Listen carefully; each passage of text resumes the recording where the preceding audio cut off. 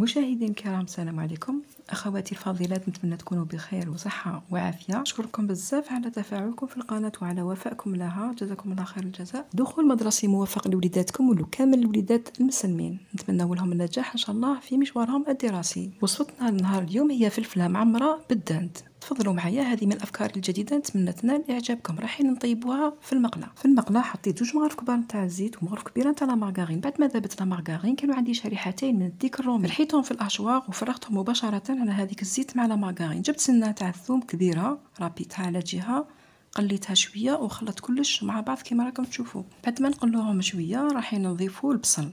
عندي لهنايا ربع بصله اللي رابيتها وضفت البهارات. حطيت قرفه، راس الحانوت، شويه قزبر يابس، شويه زنجبيل، فلفل كحل عندنا ايضا، شويه حمار حلو ولا فلفل عكري، والملح. بعد ما نقلو مليح هذاك الداند نضيفوا له الماء باش نخرجوا له لو جو نتاعو يجينا طري. فوالا كي نضيفوا له الماء يجي طري ويجي بنين. انا كنت رابيت لا طوماط وضفت 2 مغارف نتاع لا طوماط بيجيني الحشو طري. نزيدو شويه نتاع الماء ونخلو الحشو نتاعنا يطيب كما راكم تشوفوا خياتي. فوالا نخلوه يطيب على نار متوسطه، وخطره على خطره نفيريفوه. لهنا الحشو نتاعنا راه طاب، راح نحيه من فوق النار. نفرغوا الحشو في ان بول ولا في طبسي ونخلوه على جهه، ونروحوا نحضروا صلصه طماطم في نفس المقلاة. كان سبق لي اني حطيت لكم فيديو نتاع صوص اكسبريس نتاع البيتزا. هذه هي اللي راح نحضرها اليوم، وراح نطيب فيها هذا الفلفل. في الاشواق حطيت 4 حبات طوماطيش مع نص حبه بصل ورحيتهم. وفي المقله حطيت 2 سنينات نتاع الثوم مع 2 مغارف كبار تاع الزيت في نفس المقلاة بلا ما نغسلها.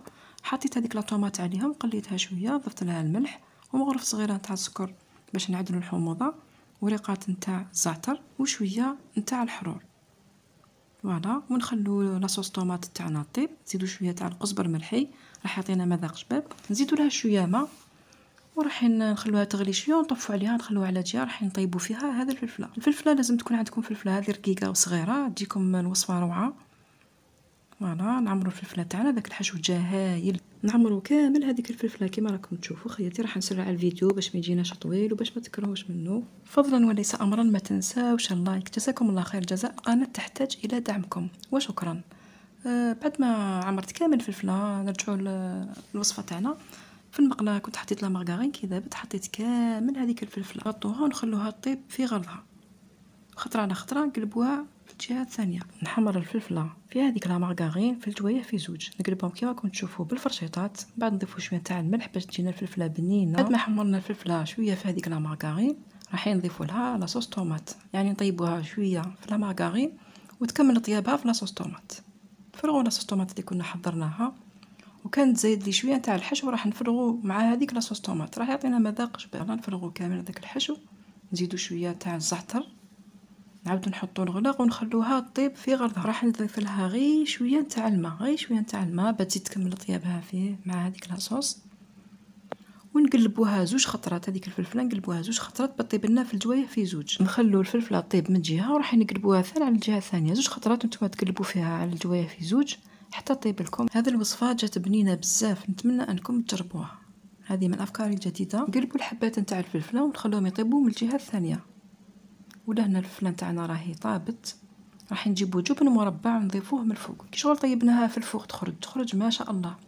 نزيدوا قطع الجبن كما راكم تشوفوا، نخلوهم غير شويه حق ما يذوب الفرماج هذاك ونطفوا عليها. هذه هي وصفتنا نهار اليوم، فلفله محشيه بالداند طايبه في المقلاة وكشغل طابت في الفوق كانها طابت في الفرن. تخرج ما شاء الله شهيه طيبه. شهيتكم في الجنه.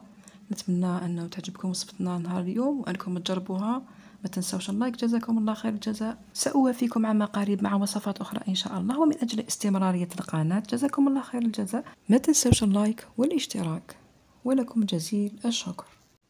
الفيديو تاعنا قرب التخلاص، ما بقى لي غير نقولكم مع السلامة.